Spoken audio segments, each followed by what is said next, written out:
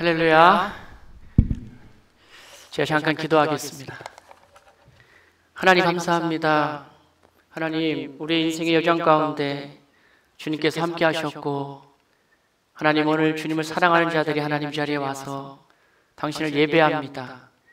하나님, 듣는 자나 전하는 자가 한 가지로 은혜 받게 하시고, 오늘 말씀을 통하여서 정말로 그 생명의 말씀이 그 말씀대로 이 세상 가운데 살아낼 수 있는 귀하고 담대한 믿음 주님께서 허락하여 주시옵소서. 예수님의 이름으로 간절히 기도합니다. 아멘. 우리가 인생의 여정을 이렇게 살아가지 않습니까?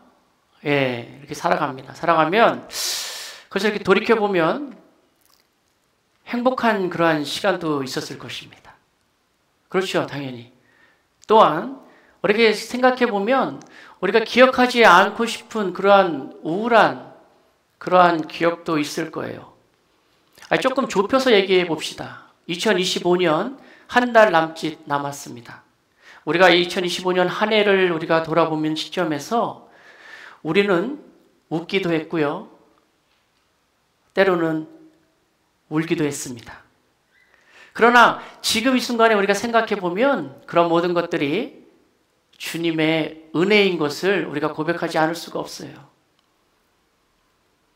나의 눈가에 주름이 치고 눈물이 많아졌습니다. 잠시 눈 감고 뜬 것 같은데 어느새 여기 있습니다. 가슴 아픈 날도 많았었고 기쁜 날도 있었습니다. 짧은 여정을 뒤돌아보니 하나님의 은혜입니다. 우리가 이렇게 고백할 수 있는 거예요. 오늘 본문을 통해서 인생의 풍랑과 비바람을 우리가 맞았을 때 과연 그 어려운 시기 때 우리의 믿음은 어떻게 작동하느냐 이 말입니다. 우리의 믿음은 과연 어디에 있느냐 말이에요. 우리가 오늘 예수님께서 풍랑을 잠잠케 하시는 그 사건을 통해서 다시 한번 저와 여러분들의 믿음을 점검하는 그러한 시간이 되기를 소망합니다. 예수님께서는요 3년간의 공생 동안에 최선을 다하셨어요. 그 짧은 3년간에 예수님께서는 본인이 원하시는 일들을 하셔야 되기, 그 일을 마치셔야 되기 때문에 바쁘게 살으셨어요. 세례 요한에게 세례를 받으시고 나서 공생애를 시작을 하십니다. 그리고 나서요 갈릴리 그 바닷가에서 고기 잡고 있는 베드로, 안드레, 야고보, 요한을 부르세요. 그래서 예수님께서 제자를 삼으세요. 예수님께서 그리고 나서 회당에서 가르치시는 일을 하십니다. 그 회당에서 가르치시는데 30살 된 그 예수님이 가르치시는데 서기관들이 놀라는 거예요. 어쩜 저렇게 30살 된 그 젊은 나이에 그 성경을 풀어내는 게 여간 기막힌 것이 아니에요. 그리고 나서 회당에서 귀신 들린 자를 예수님께서 고쳐주세요. 이게 예수님의 사역의 시작이에요. 예수님이 그렇게 많은 사람을 고쳐주시고 사역을 원하시니까 그 당시 정말로 고통받고 병든 자들 예수님께 다 모여있고, 그래서 예수님이 발 디딜 틈이 없고 예수님이 가는 곳마다 많은 사람들 인산인해 그야말로 예수님께 모여드는 거예요. 베드로 장모의 열병을 낫게 하시고요. 나병 환자, 문둥병 환자 있잖아요. 문둥병 환자도 예수님께서 고쳐주시는 역사가 일어납니다. 예수님께서 사역을 하면 할수록 굉장히 많은 이들이 예수님께 모여드는 거예요. 이게 마가복음 1장의 스토리예요. 한 번은요 가버나움이라는 그런 작은 집에서 우리 예수님께서 말씀을 전하고 계셨는데 수많은 인파가 모인 거예요. 집 안에. 그래서 빽빽하게 이제 집에 찬 거예요. 그런데 바로 그때 여러분도 아시잖아요. 지붕을 뚫고 4명의 친구가 한 명의 중풍병자를 들 것에 지붕을 뚫고 내려온 거예요. 왜? 정문으로는 들어갈 수가 없어요. 너무 많아서 사람이. 그러고 나서 지붕을 뚫고 예수님 바로 앞에 그 그 들거가 내려지면서 예수님, 내 친구가 중풍병자로 죽게 생겼습니다. 살려주세요. 라고 했을 때 예수님께서 그 믿음을 보시고 중풍병을 낫게 하세요. 그러면서 예수님께서 무슨 말씀을 하시냐면 너가 죄사함을 받았다고 말씀하세요. 여러분, 굉장히 중요한 말씀이에요. 그 당시 죄사함이라는 것은 하나님만이 할 수 있는 그러한 이야기거든요. 옆에 있던 바리새인과 서기관들이 이 사람 참나마도다. 이 사람이 누군데 감히 하나님이 죄사함을 해야 되는데 당신이 누군데 마음대로 죄사함을 하느냐? 여러분, 마가복음은요, 예수님의 하나님 되심을 그려가는 그러한 여정 가운데 있는 성경 말씀이에요. 여러분들 그걸 잘 보셔야 돼요. 예수님이 기적을 행할 때는 그 목적이 있어요. 우리가 어떠한 일이 발생이 되면 그것을 기적이라고 합니다. 그러나 예수님께서 하신 기적은 표적이라고 그래요. 왜 그런가? 이 기적은 우리가 할 수 없는 일이 일어났을 때 기적이라고 말해요. 그렇지만 표적은 목적이 있다라는 거예요. 예수님께서 그 기적을 행하셨을 때는 그 기적으로 끝나게 하는 것이 아니라 그 기적을 통해서 예수님이 하고 싶은 말씀이 있다라는 거예요. 귀신 들린 자를 고치고 문둥병 환자를 고치고 무슨 얘기입니까? 내가 하나님이라는 것을 몸소 증거하시는 거예요. 마가복음 3장은요, 안식일 회당에서 그 손 마른 사람이 있어요. 손이 이렇게 굳어가지고 펴지질 않아요. 손 마른 사람을 예수님께서 고치십니다. 언제요? 안식일이었어요. 여러분, 안식일은요, 유대 사회에서 아무것도 하면 안 돼요. 그런데 예수님은 오히려 안식일 날 고치세요. 무슨 얘기예요? 내가 하나님이라는 거예요. 하늘의 신으로 왔다는 거예요. 예수님은 내가 하나님이다라고 얘기 안 해요. 예수님이 행하는 그러한 행위로 나를 너희들이 recognize 하라는 거예요. 정말로 많은 사람들이 막 모입니다. 너무나도 많은 사람이 모여요. 그래서 이번에는 예수님께서 같이 모일 수가 없어서 그 갈릴리 지역에 사역을 하셨거든요. 그래서 예수님이 이제 갈릴리 그 바다에 있는 배를 타고 그 제자들과 함께 배에 서 계시고 무사람들, 많은 사람들은 그 육지에서 예수님이 바라보면서 이제 가르치게 되십니다. 이제 그러한 상황이 이제 펼쳐진 거예요. 여러분, 오늘 마가복음 4장을 보시면 오늘 본문의 시작은 그날 저물 때에 That day when evening came이라고 되어 있습니다. 그날 저물 때라고 시작을 합니다. 여러분들 잘 보세요. 그날도 예수님께서는 이른 새벽부터 종일토록 일정이 너무나도 빡빡해서 새벽부터 그런 사역을 진행해 오신 거예요. 그러고 나서 하루 전체를 다 사역에 모든 것들을 에너지를 다 쓰시고 너무 피곤하시잖아요. 예수님은 하나님이시지만 사람의 몸으로 오셨거든요. 예수님도 피곤하신 거예요. 예수님도 졸리시면 주무셔야 돼요. 예수님도 배가 고프면 밥을 드셔야 돼요. 왜? 우리하고 똑같은 사람으로 오셨어요. 우리하고 전혀 다르지 않아요. 그날 모든 사역을 끝내고 나서 이제 피곤한 거예요. 제자들도 피곤하고 우리 예수님도 피곤하고. 피곤한데 예수님께서 오늘 본문을 보니까 제자들한테 이렇게 말씀하세요. 얘들아, 저 건너편으로 건너가자. 예수님? 예수님 너무 피곤한데 오늘 밤은 좀 여기서 좀 지내시고요. 내일 아침 일찍 일어나서 가시죠. 아니다. 저 건너편으로 건너가야겠다. 예수님, 배가 고프고 지금 피곤해 죽겠어요. 졸리기도 하고요. 그런데요, 예수님의 목적이 있으셨어요. 지금 예수님은 갈릴리 그 바다의 서쪽에 계신데 동쪽으로 이동하자라는 거예요. 그 동쪽은 거라사인의 그 지방으로서 그 유대인이 아는 그런 이방인들이 사는 그런 지역이거든요. 그쪽으로 예수님께서 배를 타고 옮겨가자라는 거예요. 제자들이 하도 예수님께서 하시니까 예수님의 뜻을 억셉트 해가지고 이제 배를 타고 갈릴리 바다로 향합니다. 출발할 때는 날씨가 괜찮았어요. 화창도 하고 저녁이지만 그래도 파도도 잔잔하고. 그런데 몇 분이 지나니까 이제 슬슬 먹구름이 이제 몰려오기 시작해요.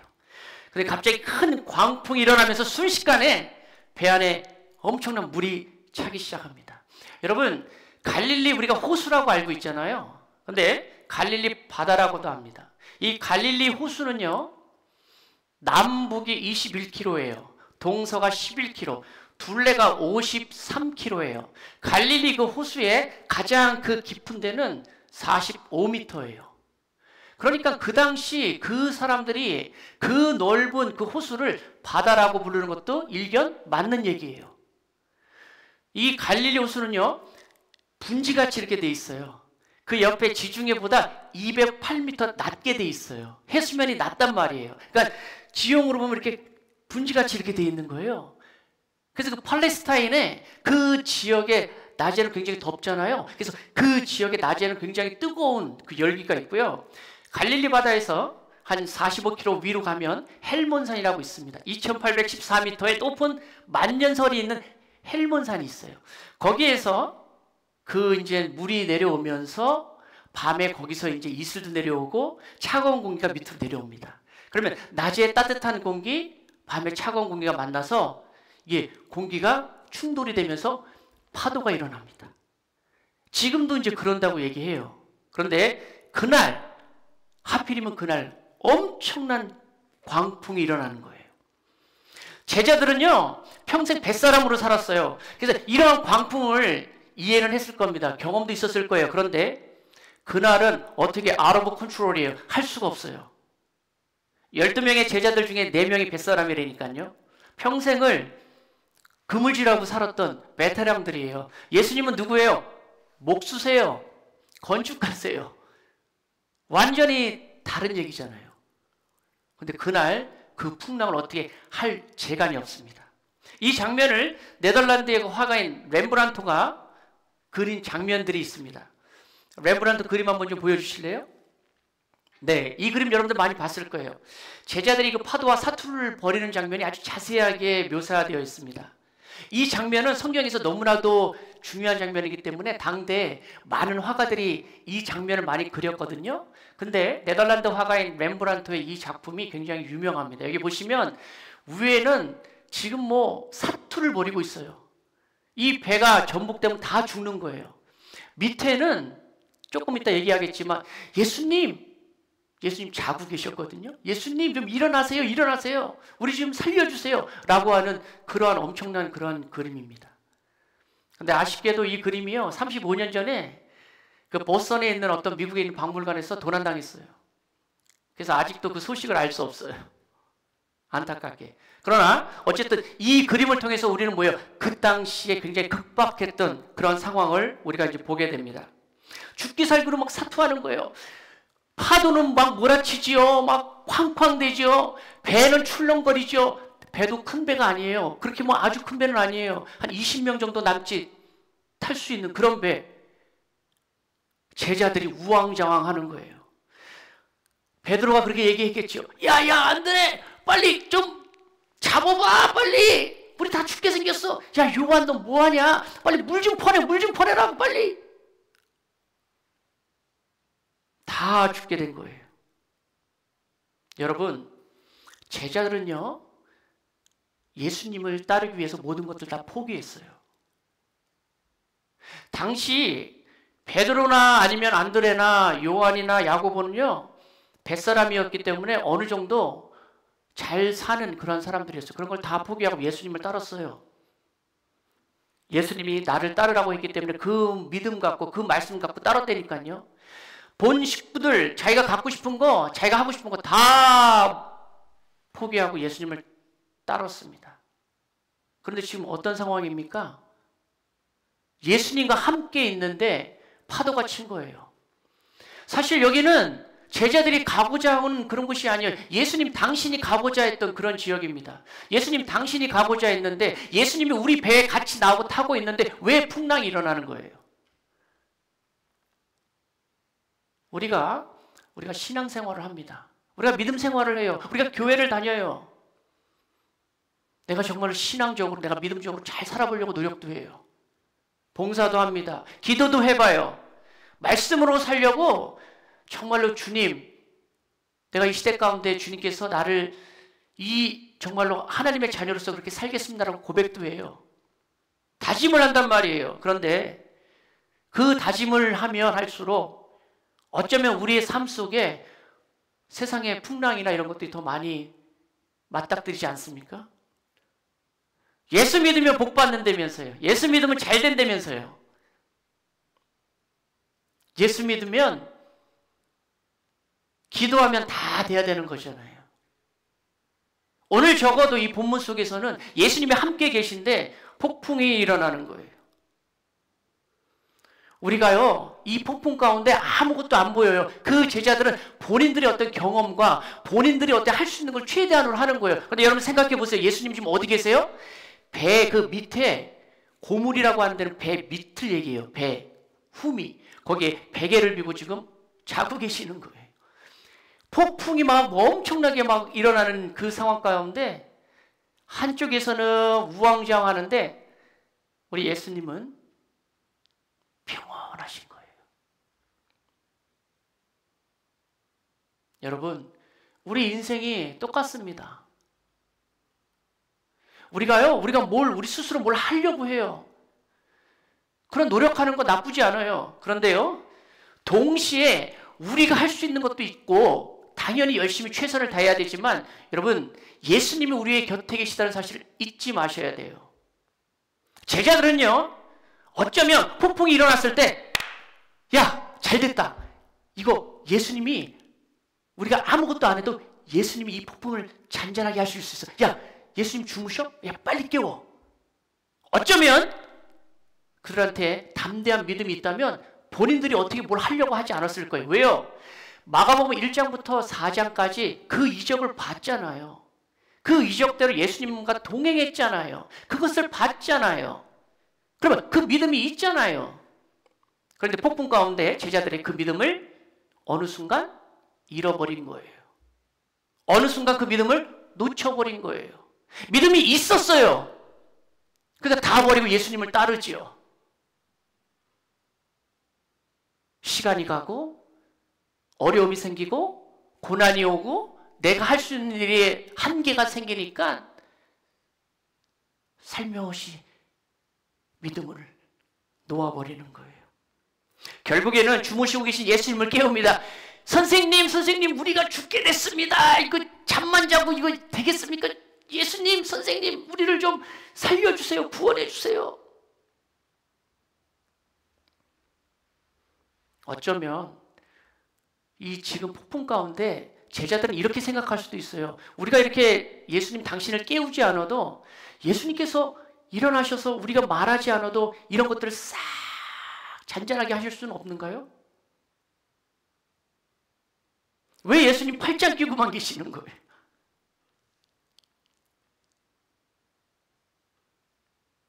그런데 여러분, 예수님은 그 순간에도 그 배 안에 함께 계셨다라는 거예요. 예수님이 어떤 일을 하셔서 우리가 그 믿음 갖고 우리가 평안을 얻는 게 아니에요. 예수님 자체로 계시면 그걸로 내 마음에 평안이 있는 거예요. 여러분들 성령 충만이라고 하지 않습니까? 내 마음에 성령 하나님이 내 마음에 임재하고 계시면 뱅크 어카운트에 잔고가 줄어들어도 그것 때문에 흔들리지 않아요. 여러분들 그 믿음을 우리 다시 한번 찾아야 돼요. 여러분들이 잃어버린 그 믿음 2025년 마무리하기 전에 오늘 이 시간 가운데 여러분들 생각해 보셔야 돼요. 여러분들 다시 한번 찾아봐야 돼요. 여러분 창세기 28장을 보면요, 야곱의 얘기가 나와요. 야곱이 창세기 28장 10절에 보면 야곱이 부엘세바를 떠나서 하란으로 갑니다. 야곱이요, 그 아버지 이삭을 속이고 나서 그 형 에서의 축복권을 이제 도둑질해서 에서가 뒤에 막 쫓아오니까 야곱이 뭐예요? 부엘세바에서 하란으로 도망가는 그런 여정이 있습니다. 그런 여정 가운데 야곱이 부엘세바에서 베델이라는 지역에 야곱이 머뭅니다. 그때 여러분들 아시죠? 야곱이 꿈을 꿔요. 사닥다리 왔다 갔다 하잖아요. 여러분들 기억나세요? 돌베개 야곱이 그때 꿈을 꾸게 되는 거예요. 그 꿈에서 야곱이 하나님을 만나요. 여러분 오늘 창세기 28장 15절, 16절 다 같이 한번 읽어보도록 하겠습니다. 내가 너와 함께 있어 내가 어디로 가든지 너를 지키며 너를 이끌어 이 땅으로 돌아오게 할지라. 내가 내게 허락한 것을 다 이루기까지 너를 떠나지 아니하리라 하신지라. 16절이 중요해요. 야곱이 잠이 깨어 이르되 여호와께서 과연 여기 계시거늘 내가 알지 못하였도다. 네. 여러분 배 안에 제자들이 예수님이 계신 걸 알지 못했어요. 야곱이요 죽을 똥살똥 도망가고 있거든요. 형의 그 쫓아오는 걸 피해서 형이 야곱 잡아 죽인대요. 아무것도 없이 그 광야로 혼자 도망가는 그 순간에 야곱은 생각했던 거예요. 나 혼자 있다 이 광야에. 아무도 없는 거예요. 그때 여러분 야곱의 나이가 77살이에요. 야곱이 젊은 나이에 그렇게 도망간 게 아니에요. 77살에 혼자 그 광야길을 걸어갑니다. 부엘사바에서 하란까지는 900km예요. 40일 정도 가야 돼요. 그곳에 혼자 가는 거예요. 야곱은 그때까지만 해도 하나님을 예배했다는 이야기가 없어요. 나 혼자구나. 그런데 야곱은 들은 게 있잖아요. 할아버지 아브라함, 아버지 이삭을 통해서 아브라함과 이삭에게 하나님께서 말씀하신 내가 너와 함께 하겠다. 걱정하지 마, 두려워하지 마. 내가 너와 함께 할 거야. 많은 민족을 복의 근원으로 삼을 거야. 너희 자손을 풍성하게 할 거야. 그 말씀을 계속 듣고 자란 야곱이지만 본인은 정작 그 믿음이 없는 거예요. 그럴 때에 베델에서 하나님을 만납니다.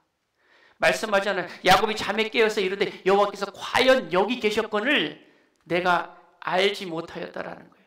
야곱은 하나님을 만난 적이 없다고 얘기하지만 하나님은 야곱을 계속해서 보고 계셨어요. 언제부터? 태어나기 전부터. 그런데요, 야곱은 알지 못하는 거예요. 야곱은 하나님이 없다라고 얘기하는 거예요. 하나님은 여기 계시는데 내가 알지 못했다는 것을 그 베델에서 하나님을 만났더니 그 베델에서 하나님을 만나서 거기서 예배를 드리고 그 돌기둥을 기름을 붓고 거기서 하나님께 예배를 드리면서 하나님이 여기 계셨군요. 내가 오해했군요. 야곱은 그렇게 이해하는 거예요. 여러분 우리는 어떻습니까? 여러분들이 살면서 힘든 거 다 있잖아요. 어려운 거 다 있잖아요. 저도 마찬가지고 여러분들도 마찬가지고 우리 학생들도 마찬가지고 저도 한국에 있는 부모님을 생각하면 마음이 어려워요. 우리들 식구 중에 다 아픈 사람 한 명씩은 있잖아요. 우리 자녀들 중에 아픈 손가락 한두 개는 있잖아요. 기도도 하잖아요. 그런데 내가 대답을 원하는 그 대답은 하나님의 앤서를 안 해주시잖아요. 안 해주시는 것처럼 느껴지잖아요. 하나님 안 계신 건가요? 아니요. 하나님 계시는 거예요. 오늘 이 제자들을 통해서 예수님이 제자들을 테스트하는 거예요. 이제 제자들이 예수님께서 이제 하늘나라에 올라가시면 제자들이 이 사역을 이어받아야 돼요. 제자들 그냥 흐리멍텅하게 그런 믿음 갖고는 안 돼요. 제자들을 트레이닝 시키는 거예요. 하나씩 하나씩 다듬는 거예요. 그런 아무것도 없는 그런 원석을 잘 가공해서 보석으로 만드는 거예요. 그런 작업을 예수님께서 하나씩 하나씩 해가시는 거예요. 제가 설교를 준비하다가 박완서 그 소설가 그 작가의 일기 산문집이 있어요. 한 말씀만 하소서라는 그러한 일기 산문집입니다. 이 박완서 작가는 캐톨릭 신자예요. 이분이 하나뿐이 없는 그 아들이 25살에 교통사고로 죽게 돼요. 그 아들이 서울대학교 의과대학이에요. 마취과 레지던트인데 사고로 인해서 죽게 됩니다. 근데 그 아들이 죽기 전 3개월 전에 그 남편이 또 폐암으로 죽게 돼요. 너무 아프잖아요. 참척이라고 합니까? 자식이 부모보다 먼저 죽은 그 고통. 실화예요. 그 소설가가 서울대학교 의과대학 괜찮잖아요. 일기를 써나갑니다. 제목이 뭐예요? 한 말씀만 하소서예요. 하나님, 왜 내 아들을 데려가셨어요?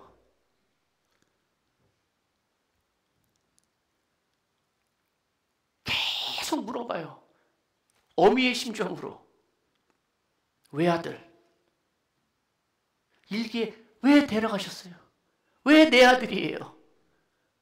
내가 당신을 믿겠다고 이렇게 신앙생활도 하고 내가 선한 일도 하고 왜 하필이면 내 아들이에요? 딱 한 말씀만 해주세요. 그게 이 일기 산문집의 제목이에요. 한 말씀만 하소서. 이 작가는요, 아무리 하나님한테 기도를 하고 하나님한테 컴플레인을 하고 원망도 하고 하지만 그 대답을 들을 수가 없었다고 얘기를 합니다.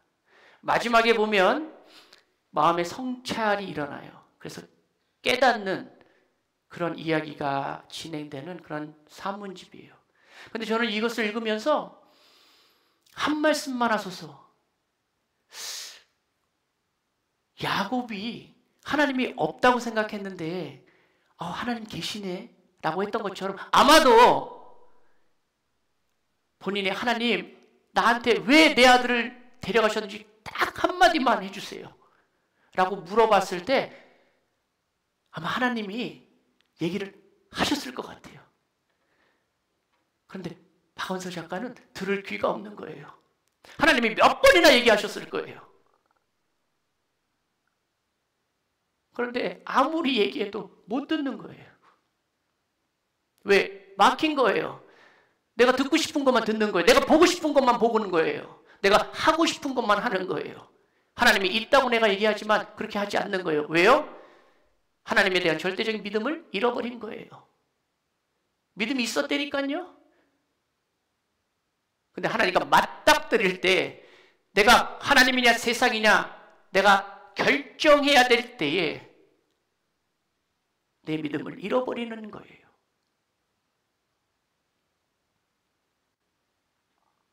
제자들이 불평하고 원망하자 예수님은 창조주만이 할 수 있는 일을 하십니다. 예수님 뭐라고 말씀하세요? 잠잠하라, 고요하라, be still, be quiet. 여러분 한번 상상 한번 해보세요. 여러분들 예수님이 자다가 이제 제자들이 깨워가지고 일어나셔가지고 잠잠하라 바다야, 폭풍아 고요하라 이렇게 하셨을까요? 전 상상을 해보니까 그렇게 안 하셨을 것 같아요. 예수님 거 당신이 다 만든 거거든요. 창세전에. 로마서 1장 20절 창세전에 그의 보이지 아니하시는 것들 곧 그의 영원하신 능력과 신성이 그가 만드신 모든 만물에 분명히 보여 알려졌나니 저들이 예수님을 부인하는 하나님을 부인하는 저들이 핑계치 못할 것이라. 로마서 1장 20절 말씀 창세전에 다 만드셨어요. 그렇기 때문에 바다가 흉흉하고 파도가 쳐도 예수님은 제 생각에 Be still, 잠잠하라, 고요해, 가만히 있어 이렇게 얘기했을 것 같아요. 그렇게 크게 얘기하실 필요가 없어요. 왜? 당신이 다 만들었는데요. 여러분, 우리가 여러분들 순간순간에 여러분들의 그 집채만한 그런 광풍이 있잖아요. 다들 그런 것들이 여러분들 몰아칠 때요, 아이고 나 죽겠습니다 하지 마시고 오늘 이 예수님께서 하신 걸 카피하세요. 오늘 예수님께서 말씀하신 걸 여러분들도 외치세요. 잠잠하라, 고요하라, be still, be quiet. 야, 조용히 좀 해, 조용히 좀. 교실에 그 캐네디언 교실에 막 떠들면 선생님이 be quiet 그러잖아요. 야, 조용히 해, 조용히 해. 여러분들 그렇게 외치셔야 돼요. 예수님이 오늘 이 본문에 풍랑을 외치셨던 것처럼 여러분들 이젠 우리가 예수님의 자녀잖아요. 그런 여러분 우리의 믿음이 있어야 되는 거예요. Be still, be quiet. 다 같이 한번 따라해 볼까요? 시작. Be still. 그렇게 해서 뭐 풍랑이 떠나가겠습니까? Be still, be quiet. 여러분 외치시는 거예요. 내 입으로 시인하는 거예요. 그러면서 예수님이 광풍을 잠재운 것처럼 거기서 연상하시면서 예수님, 내 이 어려운 이 여러 가지 있잖아요. 경제적인 거, 건강, 진로, 학업, 여러 가지 상황 가운데 내가 앞을 내다볼 수 없는 어떤 미래 불안전함, 불확실성, 그런 것들에 대해서 여러분들 말씀하셔야 돼요. 잠잠해. 헤이! 조용히 있어 그냥. 가만히 있으라니까 말하지 마. 조용해. 시끄러워. 여러분들 하시는 거예요. 선포하시는 거예요. 우리가 믿는 성경이 사실이라면 우리가 선포하는 거예요. 그 믿음 갖고 여러분들 다시 살아내는 거예요. 그 믿음 여러분들 잃어버리셨습니까? 다시 찾아오셔야 돼요. 우리가 핸드폰을 잊어버리고 지갑을 잃어버리고 돈을 잊어버리면 어떡합니까? 눈에 불을 켜고 찾잖아요. 그런데 그거보다 더 소중한 믿음이 없으면 어떻게 해요? 안 보이니까, 당장 필요 없는 것 같으니까 잃어버려도 안 찾아요. 오늘 말씀을 통해서 저와 여러분들 잃어버린 믿음을 찾아야 되는 것입니다. 그러면서 예수님께서는 제자들에게 조용히 말씀하세요. 어찌하여 너희가 무서워하느냐? 어찌하여 너희에게 믿음이 없느냐? 예수님 말씀하시는 거예요. 다른 사본에 보니까 여전히 왜 너희들은 믿음이 없느냐? 내가 뭘 더 이상 뭘 보여줘야 너가 이들의 믿음이 생기겠냐? 그런데요, 제가 이 본문을 계속해서 이렇게 묵상하고 기도하면서 보니까 우리는 이 본문 센텐스만 보면 예수님께서 좀 화내시면서 이렇게 꾸지람을 하고 제자들한테 이렇게 원망하고 이렇게 컴플레인하고 막 이런 것처럼 들리잖아요. 그런데 제가 계속해서 묵상하는 가운데 그런 마음이 주셨어요. 예수님이 제자들한테 야, 아이고 이 못난이들 내가 있는데야 내가 잠자는 나를 깨워가지고 아이고 진짜 뭐 이렇게 걱정을 해? 이렇게 믿음도 없고 말이야.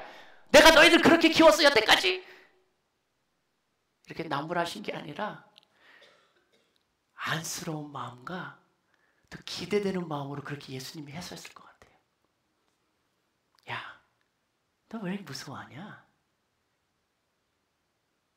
야, 너 믿음 어딨어? 내가 있는데. 차분하게 예수님이 제자들한테 얘기했을 것 같아요. 제자들은 이렇게 좀 뒷머리를 긁었을 거예요. 겸은 쪼가지고. 내가 믿음이 필요 없었나? 내가 믿음을 흘렸나? 예수님은요, 제자들을 만들어가는 거예요. 우리가 읽진 않았지만 마가복음 5장에 보면요, 예수님이 회당장 야이로의 딸을 살리세요.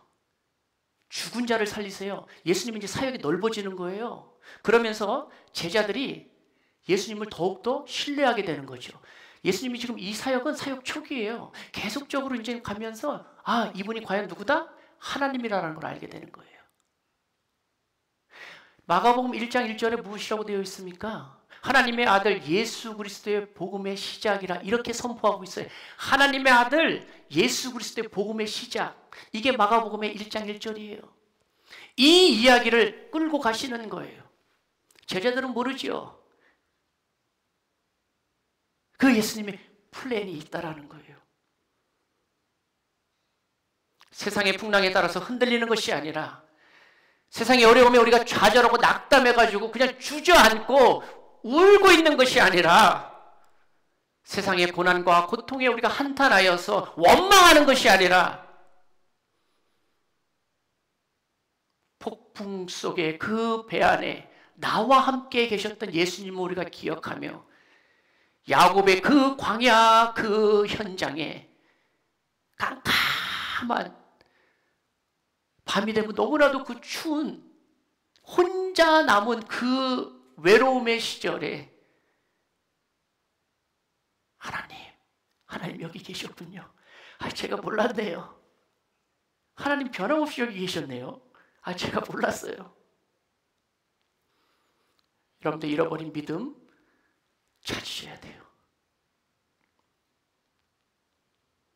그거 찾지 않으면 우리 하나님 마음에 아파하실 거예요.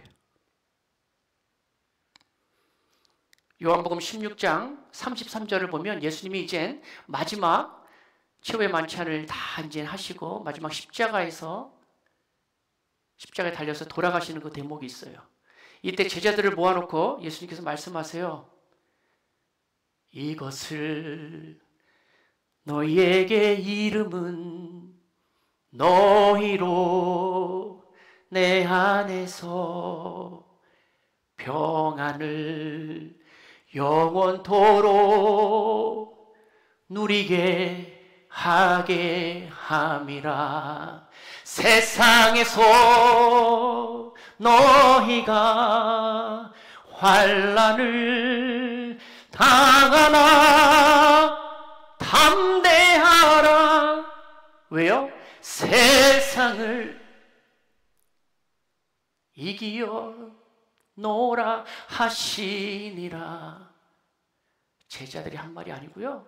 예수님이 이제 이 말씀하시면 십자가에 달려 돌아가셔야 되거든요. 마지막 유언과 같은 말씀이에요. 괜찮아. 담대해. 왜요? 너희들이 떨고 있는 그 세상을 내가 이겼기 때문에. 내가 이겼기 때문에 담대해. 걱정하지 마. 여러분이 갖고 있는 두려움 속에서, 여러분이 갖고 있는 절망 속에서, 여러분들이 갖고 있는 여러 가지 어떤 상황 가운데 오늘 예배를 통하여서, 오늘 마가를 통하여서 우리에게 말씀하시는 거예요. 고난 속에 여러분들의 잃어버린 믿음을 다시 한번 회복하는 거예요. 그것이 너무나도 중요합니다. 광풍과 비바람이 잠잠해지고 주변은 칠흑 같은 어둠 속에서 아무런 소리가 없어요. 예수님이 다 잠잠하게 했어요. 1분 전, 5분 전까지만 해도 막 광풍이 있고 막 그냥 왔다 갔다 하고 그냥 배 여기서 저기. 예수님이 be still, be quiet 하니까 뭐예요? 싹 조용해진 거예요. 제자들은 어쩌면 너무나도 지쳐서 배 한켠에 그냥 다 쓰러져 있을 것 같아요. 숨도 헐떡거리고. 야, 모든 상황이 다 정리가 된 거예요. 조용한 거예요. 그런데요, 이때 저 배 구석에서 웅성웅성 하는 소리가 들려요. 야, 아니 저분이 누구신데 저렇게 바다하고 파도를 순종하게 하시냐? 제자들끼리 웅성웅성. 야, 과연 저분이 누구시냐? 여러분, 누구시긴 누구시세요? 베드로가 고백했던 그분이죠. 주는 그리스도시요 살아계신 하나님의 아들이죠.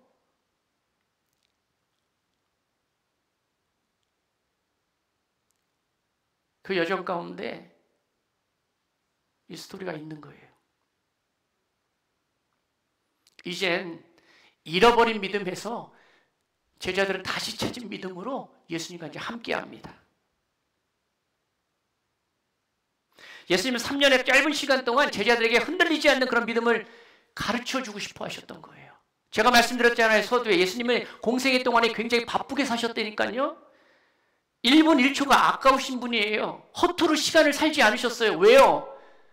당신에게 3년간의 정해진 리밋 타임이 있기 때문에 그래요.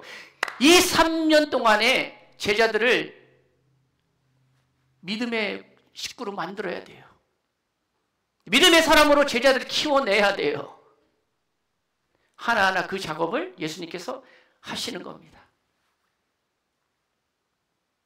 여러분, 그러고 나서 우리가 잘 아는 것처럼 시간이 흘러서 정말로 이 많은 제자들이 오순절날 마가의 다락방에서 성령 세례를 받고 그들이 담대하게, 이젠 예수님 안 계세요. 예수님이 있을 때도 막 호적거렸던 그 제자들이 성령 세례를 받고 나니까 그 제자들이 어떻습니까? 담대해진 거예요. 그래서 목숨을 걸고 그들이 자기와 함께 했던 예수 그리스도를 전하는 거예요. 사도 요한만 자연사를 하고요. 교회 전승에 보면 대부분의 모든 제자들이 다 순교했어요. 예수님의 수제자였던 베드로는 어떻습니까? 로마에서 네로 황제의 박해를 받고 십자가에 거꾸로 매달려서 순교했어요. 여러분, 이런 생각을 한번 해봐요. 마지막 베드로가 나는 예수님과 똑같이 이렇게 십자가를 이렇게 질 수가 없다 그래가지고 거꾸로 해가지고 죽잖아요. 그럴 때 그 마지막 순간에 베드로의 머리에 어떤 게 생각났을까요? 그 순간에 예수님과 함께 세월을 지났던 그 순간순간 주마등처럼 지나가지 않았을까요? 고기 잡고 있는데 예수님이 부르신 거. 예수님, 저는 죄인입니다. 저를 멀리하세요. 그치? 베드로 부르시잖아요. 오늘 폭풍 위에서 폭풍을 잠잠케 하신 그 사건도 베드로가 봤어요. 예수님이 바다에 걸어오세요. 예수님, 저도 걸어갈래요. 그 갈릴리 바다를 걸어갔던 베드로잖아요. 오병이로 5천 명, 수많은 사람을 다 먹였던 그 역사적인 그 기적의 사건에 베드로가 있었잖아요. 가이사랴 빌립보에서 얘들아, 나를 누구나 아느냐 그럴 때 다 제자들이 얘기 안 했을 때 예수님! 주는 그리스도시요 살아계신 하나님의 아들입니다. 우리 예수님 그때 좋아하셨잖아요. 기뻐하셨잖아요. 이야, 내가 그래도 수제자지. 그럼 베드로였잖아요. 마지막 6월절 만찬 자리에서 예수님이 허리에 수건을 들고 발을 씻을 때 예수님, 제 발을 씻지 못합니다. 감히 어떻게 예수님이 저를. 다른 사람 다 배반할지라도 저는 예수님 따라갈 거예요. 그때는 베드로가 진심이었을 거예요. 그런데 어떻습니까? 아시는 것처럼 새벽 닭이 울기 전에 3번 부인했잖아요. 예수님을 저주하고 부인했잖아요. 베드로 믿음을 잃어버린 거죠. 그러고 나서 내가 한 입으로 2말 했다는 그 아픔 때문에 초복 다시 갈릴리에서 나 같은 놈이 뭘 안다고 고기나 다시 잡아야지. 내가 무슨 예수님의 제자라고 했을 때 예수님 만나주시잖아요. 베드로야, 너 나 사랑하니?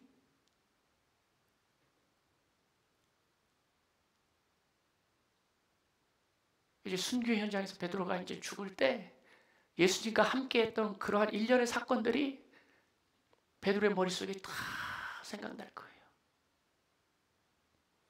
예수님과 함께 울고 예수님과 함께 웃었던 그 순간들, 예수님 때문에 기뻐했던 그 순간들. 이제 몇 분 후면 베드로는 죽어야 돼요. 그럴 때 아마 베드로가 이 노래를 알았으면 이 찬양을 했을 거예요. 우리 함께 찬양을 했었는데, 내 평생에 가는 길 순탄하여 늘 잔잔한 강 같을 때도 있지요. 큰 풍파로 무섭고 어려울 때도 있죠. 그렇지만 베드로의 그 심정은 우리 오늘 찬양단을 통해서 여러분들 함께 고백했잖아요. It is well, it is well with my soul. 내 영혼은 it is well. 괜찮아. I'm okay. I'm fine. 괜찮아. 그런 고백, 베드로의 고백, 여러분들의 고백, 우리 트리니티 공동체의 고백, 그 고백 우리가 하시는 거잖아요. 우리 찬양팀 나오시면 우리 함께 찬양하면서 함께 우리가 기도하는 시간 갖도록 하겠습니다.